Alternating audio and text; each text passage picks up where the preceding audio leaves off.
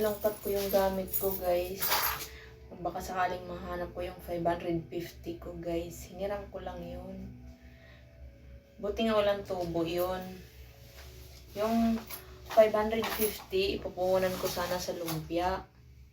Para tumubo ng 200 sana, mga ganun. Pero nasakit ang dibdib ko. Ngayon, guys, dahil na-stress ako kanina dahil puyat pa ako kagabi, naubusan ng tinta yung ballpen ko.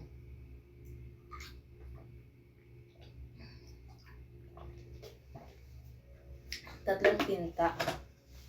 Ay, tatlong ballpen na ubusan ng tinta. Tapos, sabi ko dun sa OIC, sir, baka may mag-surrender sa'yo ng pera. Pang budget ko. Nung nag-text ngayong hapon, wala daw. Kasi naman, guys, na-stress ako kasi yung partner ko, guys, tapos na ako magpalisir, siya tulog pa. So ngayon, ito turn over ko na sa kanya yung palisir para magpalisir naman siya ng 2 floor, kahit 2 floor kami. Hindi kasi pwedeng hindi palisir kay Diyos ko, makapal pa sa mukha ko yung alikabok. Tapos yun, mamamalingki na sana ako, guys, kaso naisip ko, bawal talaga na hindi ka mag-checklist. So, naghagilap ako ng ballpen, naghanap ako ng ballpen para maka-checklist. Itong si pera ko, nilagay ko na sa bulsa ko kasi mamamalingki na nga sana ako dahil out na. Isus Maria Josep Inday, kay wala na yung pera ko. Kaya hinahanap ko talaga siya, guys. Ni-isa-isa ko talaga siya, guys. Naglilinis ako dito, guys. Kasi yung pera ko, guys, barya-barya na lang talaga to.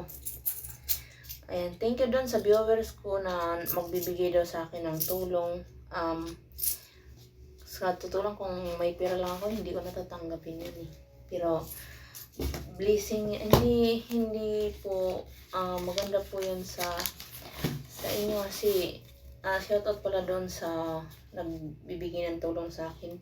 Pumapalo daw siya sa mga business niya. Ayan, thank you so much. Ayan, bumabalik sa kanya yung blessing niya, guys, no? Imagine, guys, nagtitinda siya ng mani, pero kumikita siya ng 5K.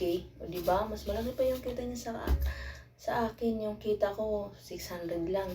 Yung 5K niya, isang araw lang. Minsan 2,000. O, minsan 1,500. O, diba? Magtinda lang tayo ng mani, guys. Pero naisip ko, may mani na kasi ako eh. Kasi yung mani ko, hindi siya crispy. Yung mani ko kasi makaro-karo. Charot. Yan talaga, yan naman tayo eh. Pero joke lang, pinapasaya ko lang. Thank you for watching.